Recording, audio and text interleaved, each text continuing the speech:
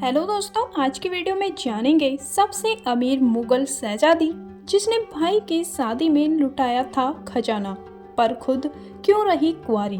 दोस्तों, इस वीडियो में ये जानेंगे इस मुगल शहजादी ने शादी क्यों नहीं की थी और इतना खजाना इसके पास कहां से आया था। दोस्तों, इस जानकारी के लिए वीडियो के अंत तक जरूर बने रहें और जो न्यू यूजर हैं प्लीज सब्सक्राइब कर दें। चलो वीडियो शुरू करते हैं।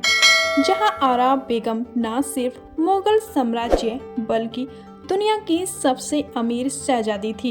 एक वक्त में जहां आरा की सालाना आमदनी बढ़कर 30 लाख रुपए सालाना तक पहुंच गई थी।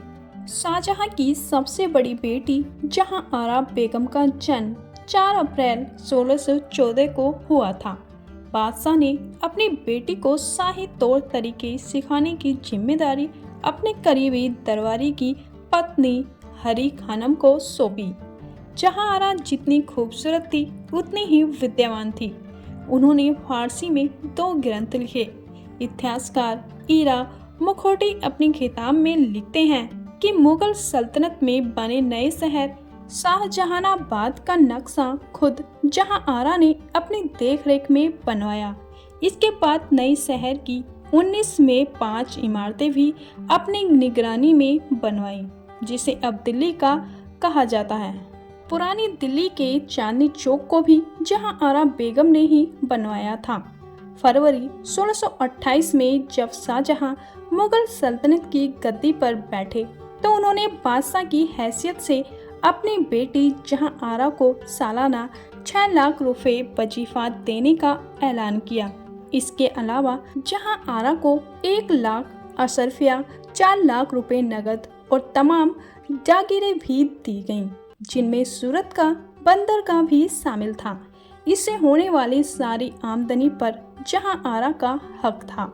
इतिहासकारों के मुताबिक एक वक्त ऐसा आया जब जहां आरा की सालाना आमदनी बढ़कर 30 लाख रुपए सालाना तक पहुंच गई, जो उस जमाने में बहुत बड़ी रकम हुआ करती थी। वह न सिर्फ मुगल साम्राज्य बल्कि दुनिया की सबसे अमीर शहजादी बन गई थी। 17 जून 1631 को जब जहां आरा बेगम की मां मुमताज महल का निधन हुआ तो उनकी संपत्ति का आधा हिस्सा अकेले जहां आरा को मिला। बाकी आधा हिस्सा दूसरे भाई बहनों में बराबर बराबर बांट दिया गया। इससे जहां आरा की दौलत में और भी इजाफा हुआ। अभी चंदा हापर कानिन से प्रकाशित अपनी किताब Dara Shikoh the man who would be king में लिखते हैं कि फरवरी 1630 में जब शाहजहां के सबसे बड़े बेटे दारासिको की शादी हुई तो इसका जश्न 8 दिनों तक चलता रहा। इतने पटाखे छोड़े गए कि शाहजहानाबाद रात के अंधेरे में भी रोशनी में नहाया नजर आता था।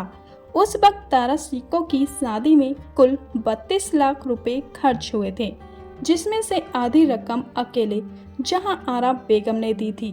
दारासिको के निकाह के दौरान उनकी बेगम नादिरा बानो ने जो लहंगा पहना था उस जमाने में उसकी कीमत 8 लाख रुपए आई थी और इस लहंगे का खर्च भी जहां आरा ने उठाया था।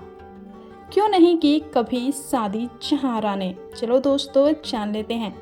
बला की खूबसूरत और अकुत दौलत की मालकिन होने के बावजूद जहां आरा बेगम की शादी नहीं हुई। इतिहासकारों के मुताबिक इसकी सबसे बड़ी वजह उनके पिता शाहजहां थे, जिनका मानना था कि अगर शाहजहां ने शादी की तो सल्तनत में दामाद को हिस्सा देना पड़ेगा।